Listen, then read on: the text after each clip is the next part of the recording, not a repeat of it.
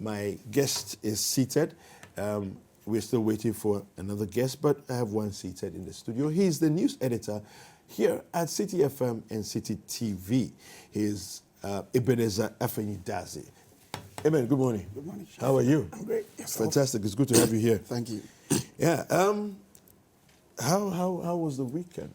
It was okay. Yeah? It was okay. Okay, good. So we want to start talking about the first story is basically on the 2020 elections, and I'm going to read a couple of stories for you to give us context for the conversation we're about to have. All right, so there's an article on Ghana Web, and let me just read quickly. It says, former President John Mahama has alleged that the governing New Patriotic Party is training thugs in batches at Esotrari to cause mayhem during the 2020 polls. Speaking about electoral violence during a visit by the Ghana Journalists Association, Mr. Mahama says he praised the level of violence that marred the Ayawaso West Wuogon by-election is not repeated on a nationwide scale. We remember what happened at Ayawaso West Wuogon. I pray that God forbid nothing like that ever happens again. But you know, the issue of vigilantes, especially one party training vigilantes. I remember at the time of Ayawaso West Wuogon, there was a letter that came out asking party executives to bring able-bodied people to be trained as security. Since then, we have evidence that those people have been to Esotrari and trained in batches over and over again in all kinds of combat techniques and other things. It is a worry that Ayawaso West Wuogon will be repeated on a larger scale than it happened. And Mr. Mahama, who is the main opposition National Democratic Congress 2020 flag bearer, said. He added, this was only a by-election, but the way things are going from what we are hearing, it is possible that some sinister force is preparing to wreak violence during the general elections, and it's something that we need to look at. Okay, so there's a reaction to this, and this came from Mr. Yao Boabeng Asamoah. He says here, the New Patriotic Party has called on Ghanaians to ignore claims that it is giving some civilians military training to disrupt the upcoming elections in 2020. The NPP emphatically denies any knowledge or participation in any wild claim of military training, in quotes, to disrupt the upcoming elections in 2020. A statement signed by the party's director of communications said, all right. So basically, there's a quote from him. Let me just say, the actions of the government provides a sinister premonition of future attacks by government trained. Okay, so this is actually a quote from President Mahama, which I already read. Let me just say this. This one here is from Yao Boabeng Asamoah. He says, if he has any substance, referring to Mr. Mahama, he should resort to the rule of law and use the institutions available. We also admonish Mahama and his followers not to resort to cooking up and spreading false material on social media as they have done in recent times in their attempt to mislead the good people of Ghana, as has been proven that will be found out as false. Okay, so, Eben, what do you make of all this? 2020 is around the corner. Yeah. It looks like the politicking has begun in earnest with this whole subject of vigilantism. Yeah, but this is really not new.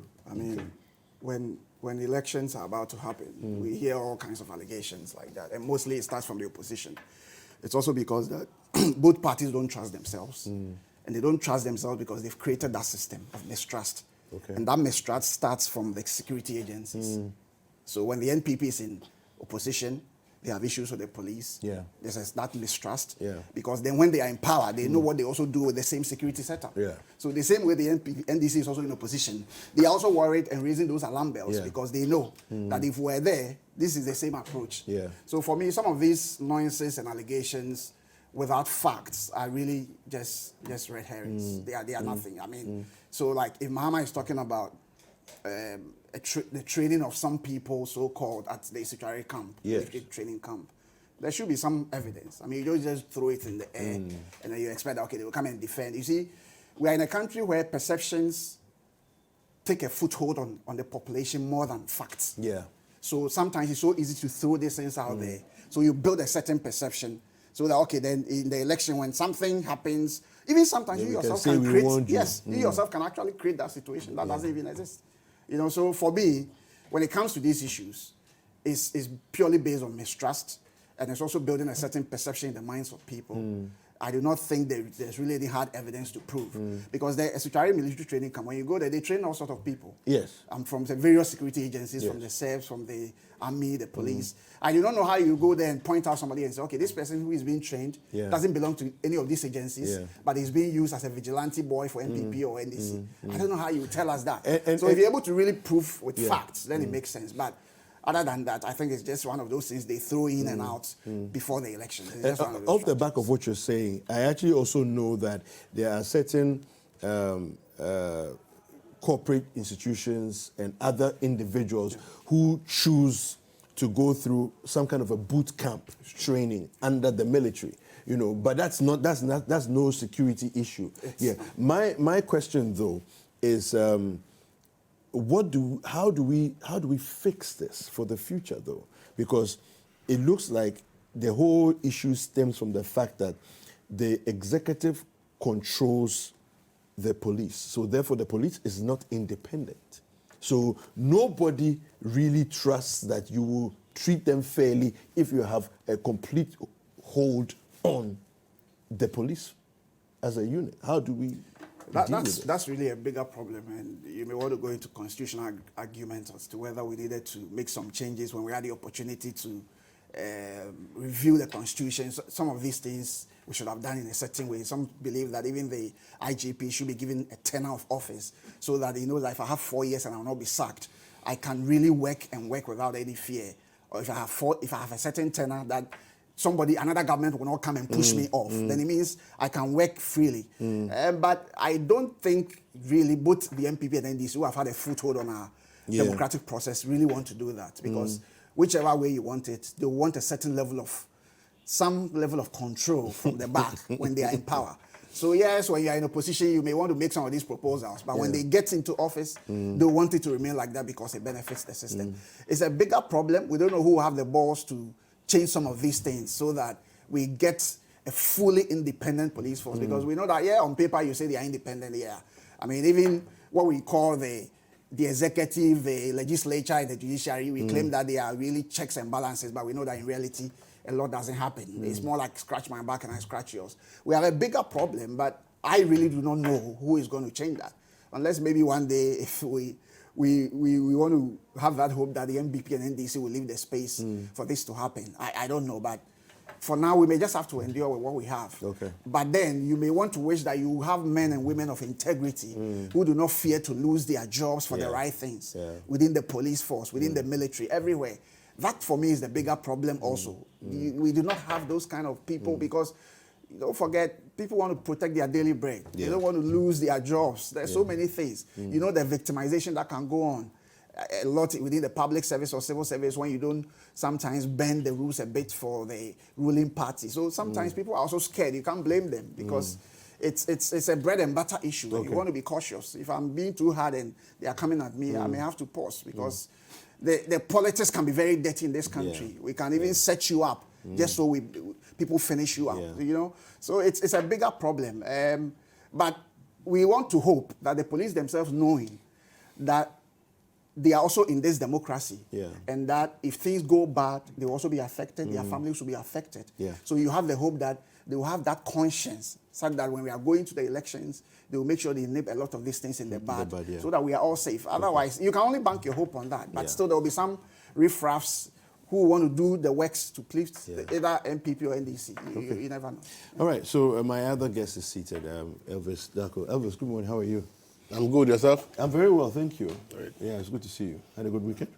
Not bad. Not bad. Okay. Not bad. Usually your weekend is stressful. Yeah. But today, if you are saying not bad, then we are happy. Saturday was cool. Okay. At least I was able to get some rest on Saturday. But yesterday I was at work all day. So this 2020 electioneering politicking has begun.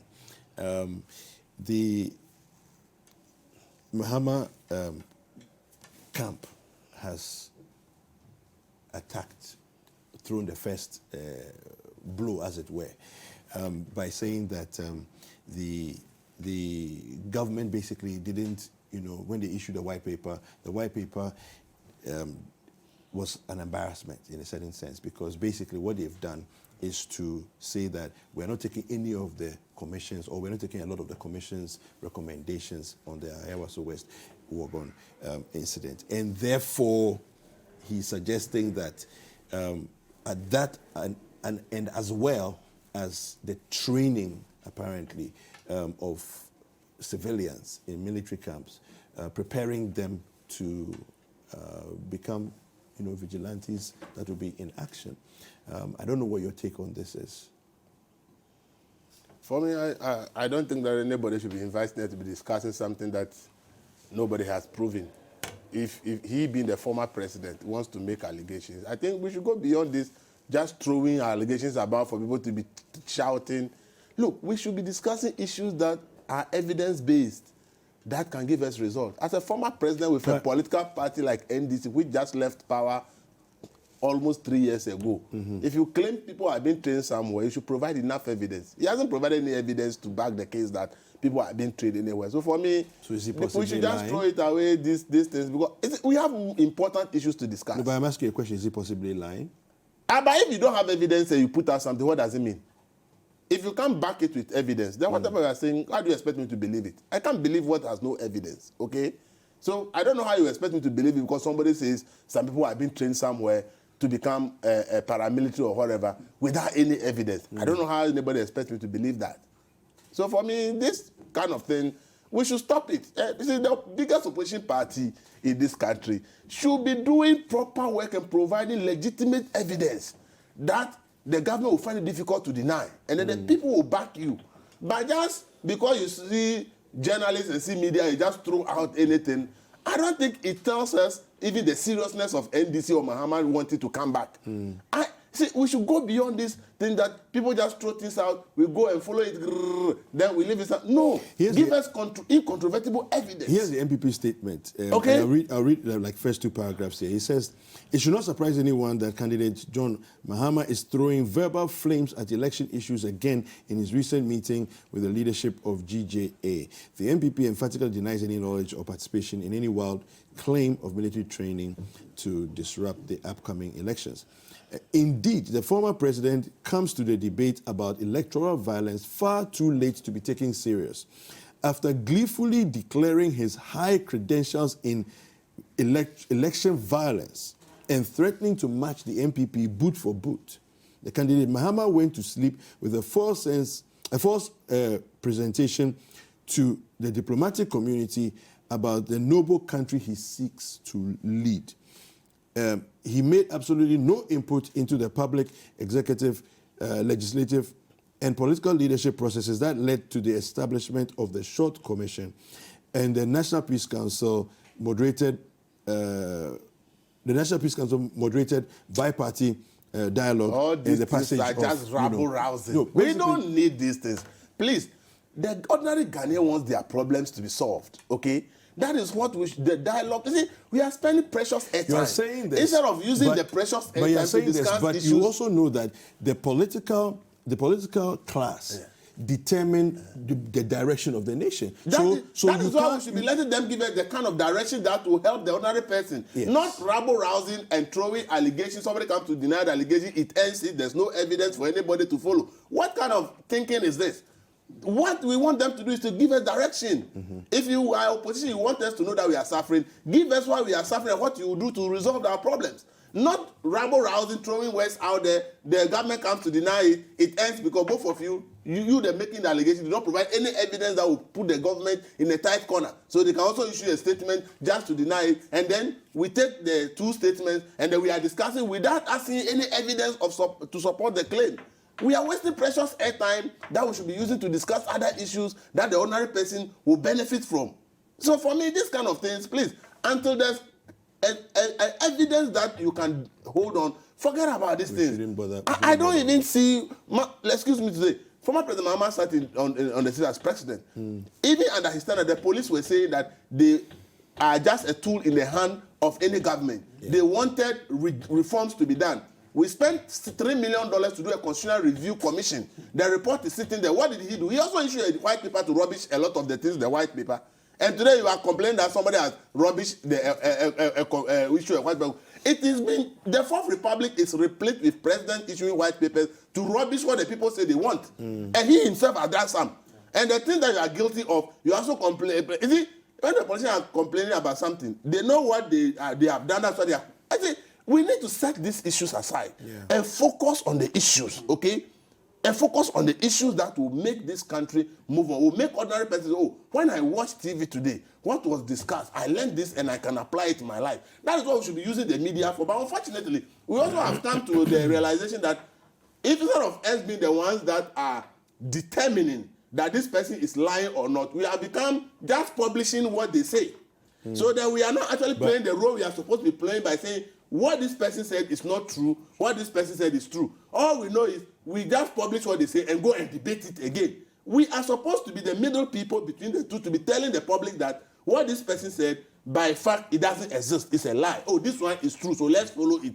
But unfortunately, we have also become the stooges of the politicians. That when they make statements, we give it prominence, we discuss it, without actually checking where the facts are, and then we move to the next topic. But you are an editor of a newspaper yourself. So, in the position of your outfit, what is your position on your outfit on this matter, as far as fact checking and? That is why, if you watch my paper, we don't publish just anything.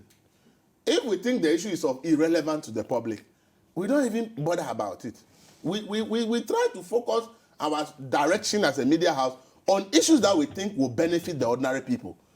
People always have this political issue has come, is so debatable and you are not writing it. I say, my friend, what you are talking about, what do you know about it? What are the facts? What do you know? I checked and analyzed this issue is not an issue that we should even be bothered about. So why should I waste precious space in my paper to go and publish a story that obviously I have not even taken time to verify whether it's true or not, but I just write it because somebody has said it. Okay, why do we have to be doing this as media people? So Mahama says, we remember what happened at Ayawaso West Wogon.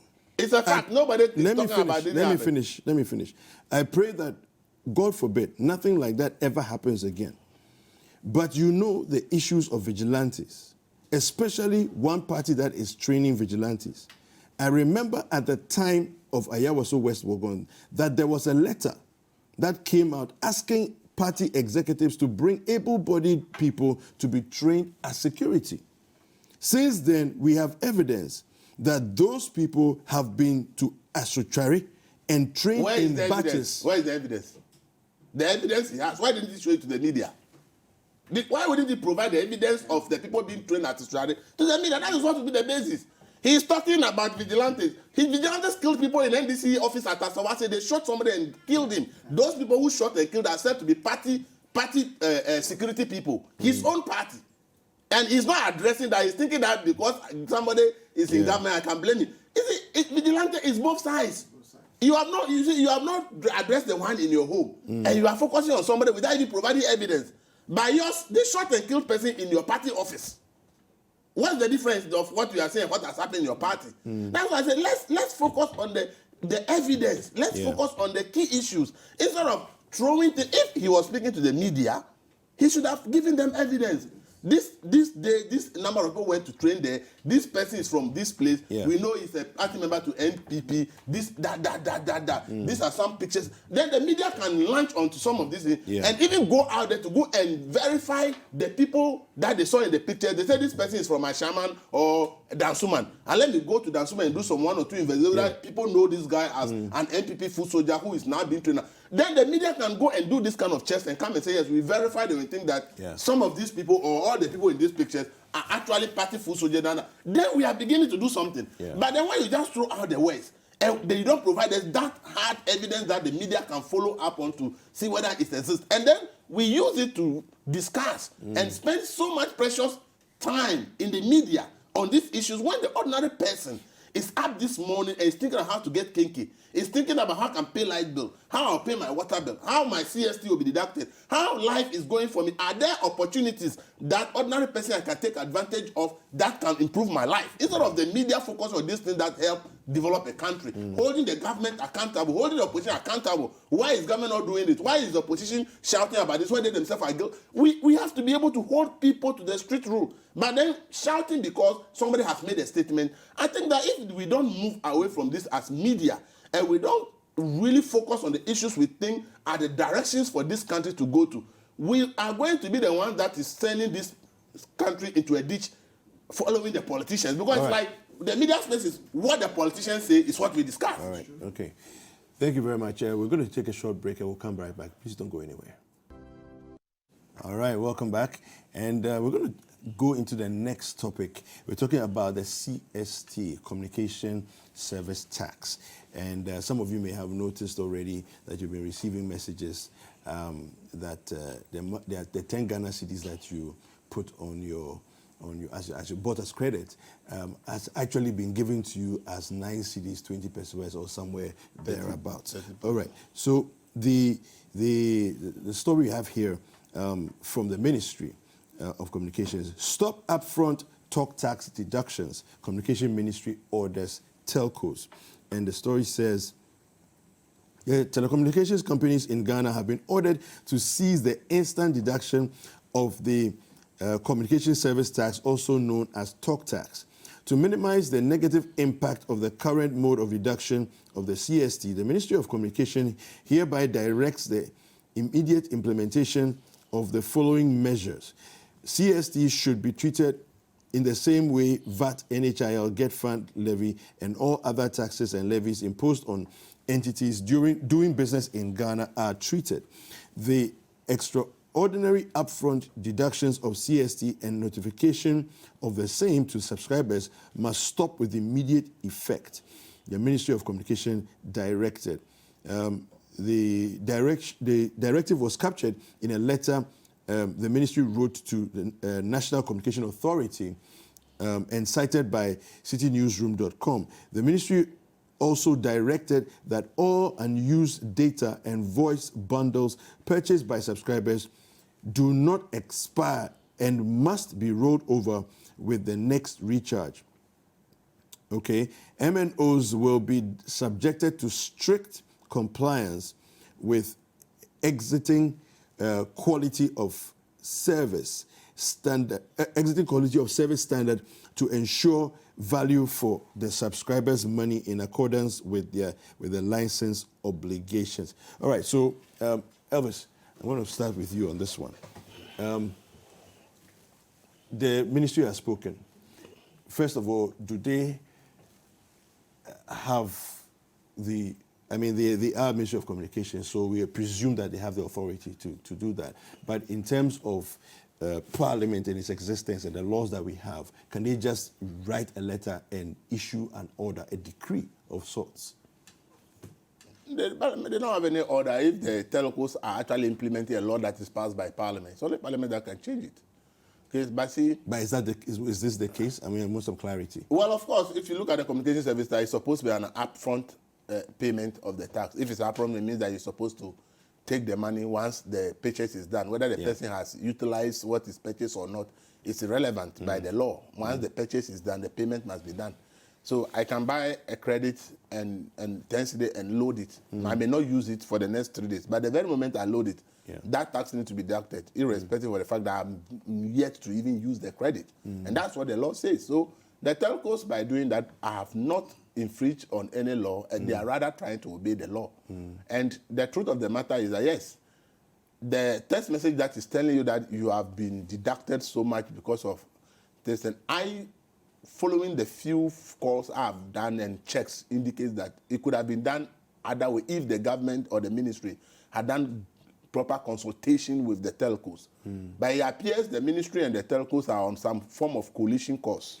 So there seems to be no consultation when the decision to increase the CST to 9% was done. It was only after the increase was announced and the telcos raised issues before there was an attempt to meet them to have any discussion. And you see, the telcos have issues. They have complaints that they are being overtaxed and overregulated in this country. That has been one of the critical issues, and that is why call rates and thought they sell to us are expensive, because if they look at the various taxes and things that they have to pay, regulatory fees and things, they think that if those things are on the lower side, probably they could charge lower for what the consumers pay. And they have been fighting this battle all these years, and in opposition, the NPP sided with them. And therefore, they were expecting that in government, the NPP would have taken steps to address some of their concerns. Unfortunately, it appears that NPP is doing the same things that these telcos were complaining about during the NDC regime. So the telcos felt that the NPP has not shown good faith in terms of how they supported their cause in opposition and how they are doing the same thing that NDC did when they are in power now. So is the assertion fair that says that the telcos are trying to make the government unpopular? Well, it depends on what angle you look at. And as I said, from all that I've gathered, it could be, the deduction can still be done without those messages coming to you and still be paid. But yes, when I'm in business and I feel that you are pushing me to the wall, and I also have an opportunity, I can also send a signal to you that I'm not happy with what you are doing, I have every right to also send that signal. And I see the text message as a signal from the telcos to the government that, look, we are not happy with what you have done with us so far. And if you want to continue on that tangent, then we will also advise ourselves. As I said, I with the people I've spoken to, the industry, and it's obvious that this deduction could have been done and people will not know. Okay. But because there's some form of bad blood between the telcos and their regulators, so it's like now everybody is trying to show some power in the sector, and that is where we have come to. Okay, so a member of Parliament's communication team, Sam George, has accused the Ministry of Communication of extortion in the directive to telcos to seize the instant deduction of the CST. And he says, the minister, who is a member of Parliament, is oblivious of the fact that by this letter she has written, the CST is a consumer tax, and that she, as a minister, does not have the power to vary an act of parliament because CST is backed by an act of parliament. What she's demanding the NCA to do is to convert a consumer tax into a corporate tax. It is not backed by law. That's what the telcos have ignored. They have actually stopped sending you the text message. But if you buy your credit and you look at it, you realize that once it's low, the deduction has been done, even though you don't get the text messages telling you about deduction. But if you watch it, it's done. If you buy with mobile money, check the balance of your mobile money. It's clearly stated that this amount has been deducted because of talk. So the telcos believe that by the law, they are right. So they are continuing to do what they have started doing. But the only thing is that now you don't get a text message telling you that so amount has been deducted. But if you check the value of the credit left on your phone after loading, you realize that the CST has been deducted because that is what the law says. Okay. And they are not doing anything different from what the law has asked them to do. Okay, let me come to Eben. Telcos must disregard Ministry of Communications directive. This is Franklin Kujo.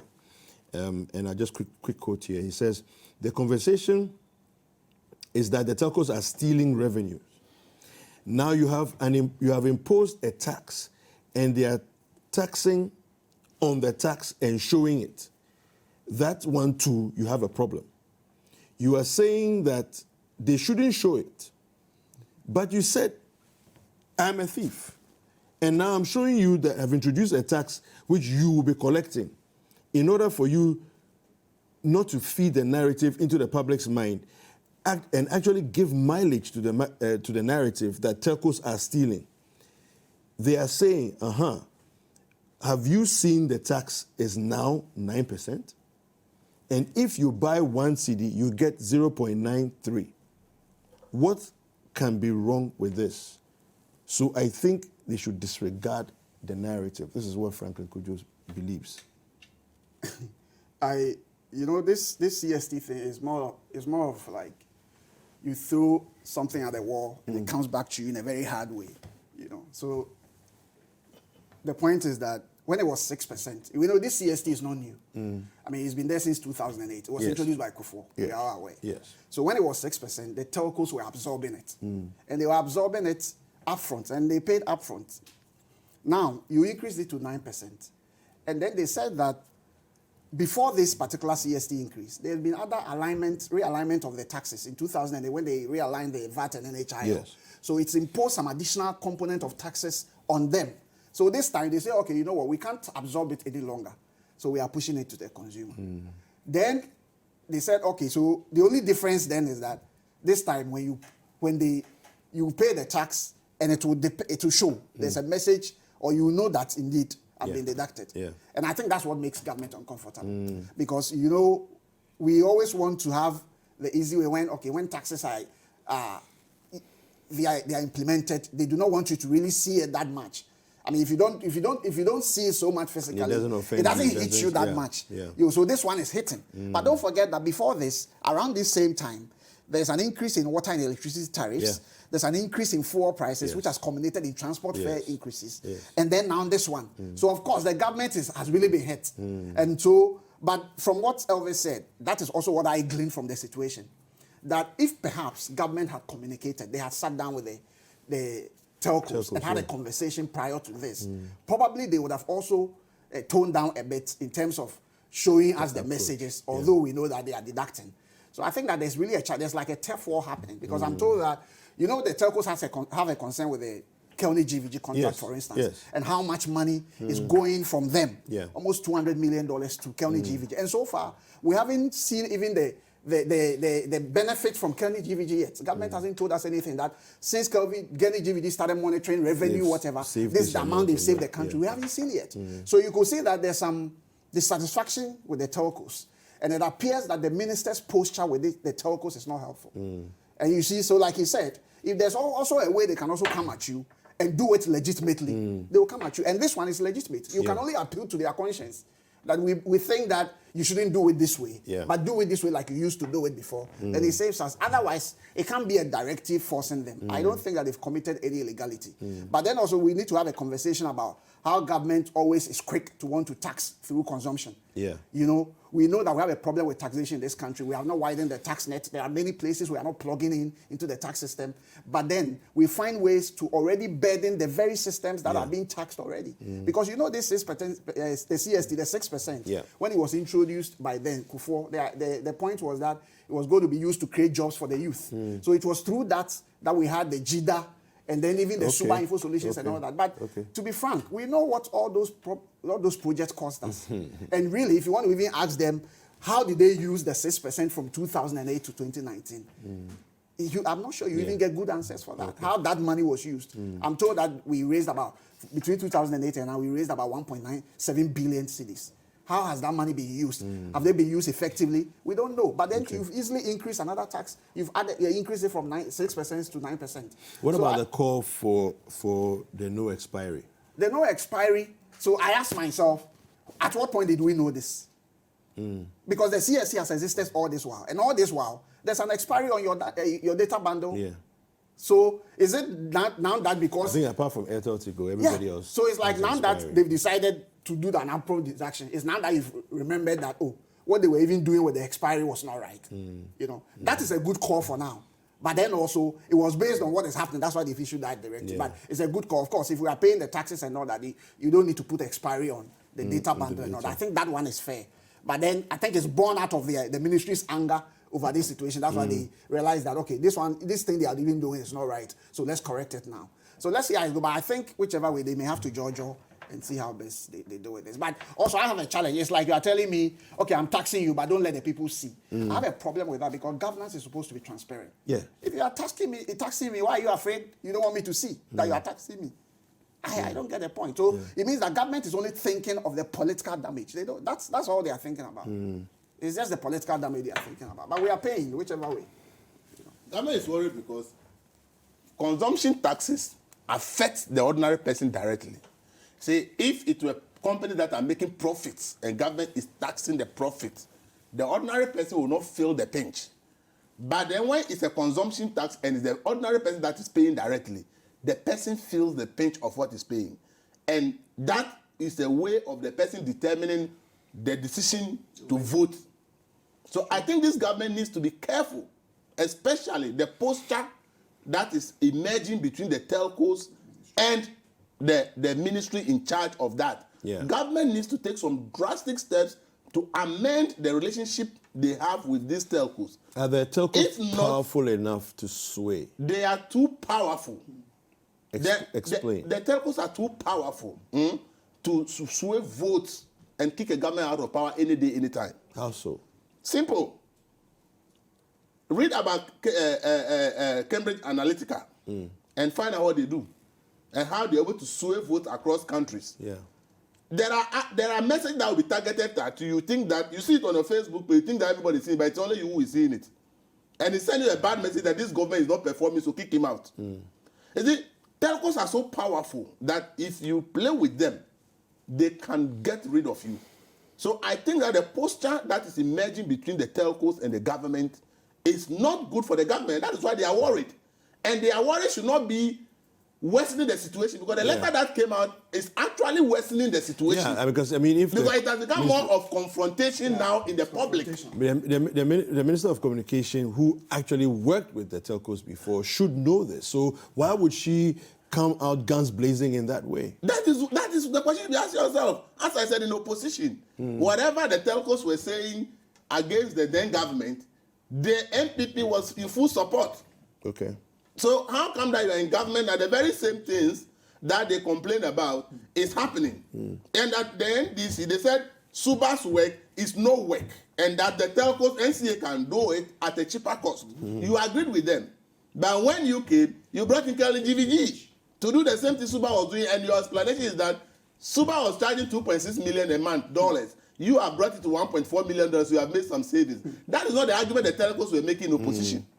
You see, so when you are trying to play ball or you are having a confrontation with telcos, I always say study Cambridge Analytica and get to know how they influence elections across the globe, even in advanced America.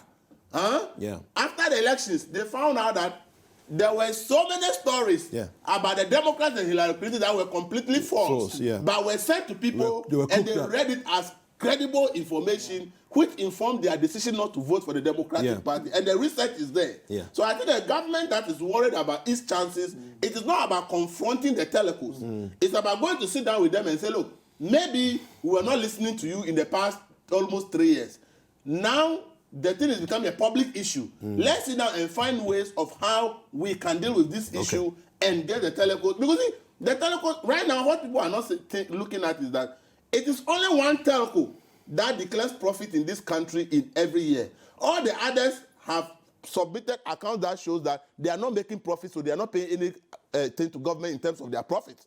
That alone is a message the government to find out what really is the problem that only one telco makes profit and the others don't make profit. What is this that we are doing that we need to do? MTN. Okay. That profit MTN, all the others say that they don't make any profit, so government doesn't make any. If you have to do things, see, taxation can collapse businesses.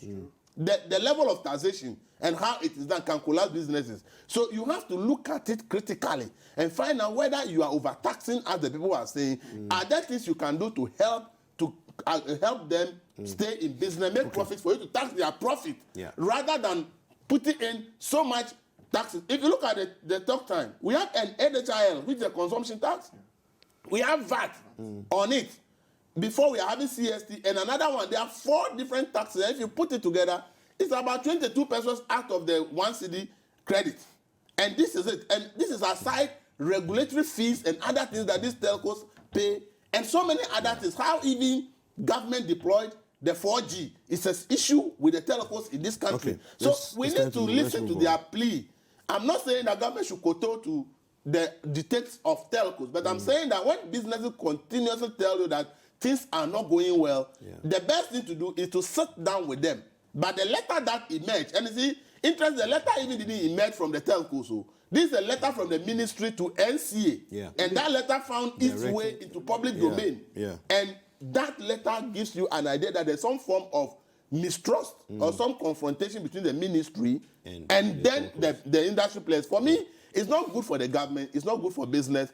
So they should try and amend this relationship before it's too late. Okay. All right. So we have a few messages from you. Let me quickly read them and then we'll do the last story for today. Communications Ministry lacks the ability to communicate well.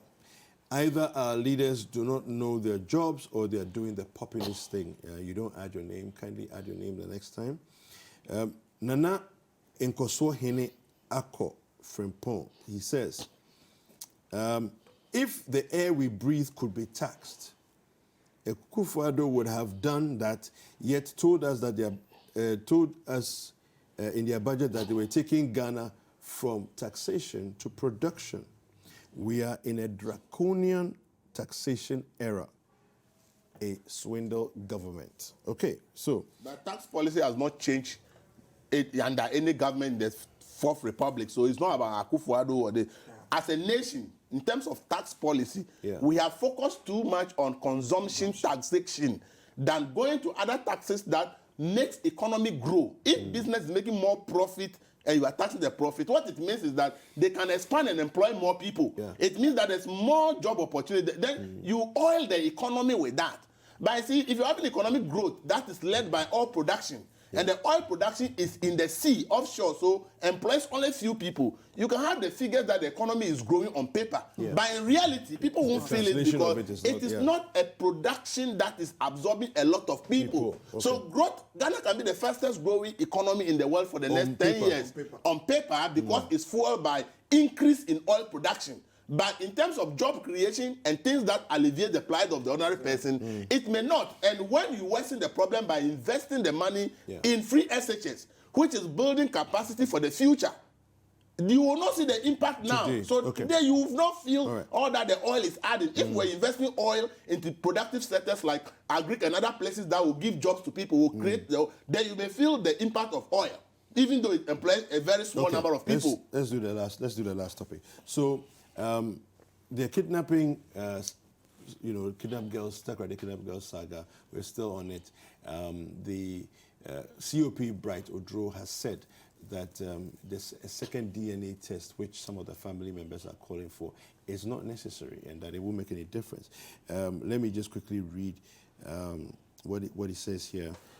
He says the immediate past Director General of the Criminal Investigations Department of the police, COP Bright Odro, believes that a second opinion on the DNA results of the remains of the missing Takoradi girls will not be necessary. According to the retired COP Odro, the police did a thorough analysis before concluding on the results. The families of the victims, in an earlier engagement with the media, said they will petition the IGP to get the remains for a second opinion.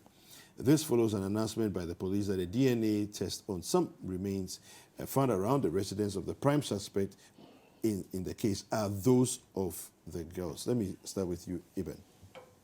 Your thoughts? This matter will not rest anytime soon. I mean, the back and forth is becoming a bit exhausting. And you also understand and you want to be also careful how you comment on it because it's about death and it's about emotions. And, human life is involved. I'm told the police initially said that if the families wanted a second opinion, they will allow them. So I'm a bit surprised at the posture they've taken. The family said they've been to the Western Regional Police Command and there's an attempt not to give them audience or to promise them that they will have the remains. If they really said that they were going to give, they will allow a second opinion if they wanted, and now they are dragging their feet, that becomes a bit suspicious. Also, initially, but isn't it in consonance with pretty much what the police have done with this case the entire time? You come out, you say one thing, then you backtrack, then you say one thing, that's what gives the families that position where there's that mistrust with what they've been told. Initially, I thought that, when the person dies, and sometimes when death hits you, there's an initial denial. It's part of the process that you deny that, no, this person can't be dead. So initially, I thought it was just that denial. But, since the announcement, it's been almost 3 weeks, and the families insist that we don't accept the test results. So it means that they really mean business. So the police may have to, I don't know how they are going to do this, but then the last time I was listening to human rights lawyer Xavier Sosu, and he said that the family by law have the right to the remains. So they can actually even sue if the police refuses to give them that remains. So if that is what it is, the police will have to do what they have to do and close the case. I think that the family needs closure on it. Okay. So Elvis, Bright Rose says this, and let me read a quote. He says, "For me, I don't think that there's need for a second opinion. I know the police forensic lab that we have. We have experts who are well versed in DNA profiling and DNA tests. So I think that I think what they did was right. In a second opinion may not be necessary, but if they have an engagement with the IGP, that will be better. It will ease tensions and create some level of understanding." Now, what is an engagement with the IGP going to do if they're not going to get a second opinion on the matter? I don't think anybody is denying the family a second opinion. I think that Brighton is a retired person, so that is his view. Me, from communication point of view, he's got it wrong. The family are suspicious that the results might have been altered. And that is the basis, because the case, the way it was handled from the beginning, has given them reason to mistrust the police. So they are of the suspicion that the DNA results might have been altered. So that's what they're asking for. So if you are saying that it is not necessary, you're only going to create an unnecessary tension in the system. Simple and short. DNA is a science. If the police have not tampered with the results, whichever lab you take it to, you get the same result. This is a science, and it is not somebody's opinion. So the suspicion of the family that the police might have tampered with the result is reason why they are asking for a second opinion. So for me, I always said, look, let the police DNA experts, let the family people sit down. Whoever you think will be the best expert to do it for you, bring the police. This is medical science. There have to be protocols that must be followed before, if the remains can be released, Let's agree protocols with your expert, and then it will be released.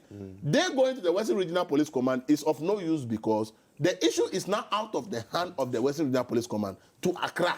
So if they need any information, the family should be thinking about coming to police headquarters than going to the regional headquarters, because for them, they don't have anything to do with them, because right now everything is now in Accra. So if you go there, the commander may never be able to give you any information, because the issue is out of his hand. So to say that they went there and they are not being given information, and that means that that's not the issue. The issue, the issue is out of the hands of the Western Regional Police.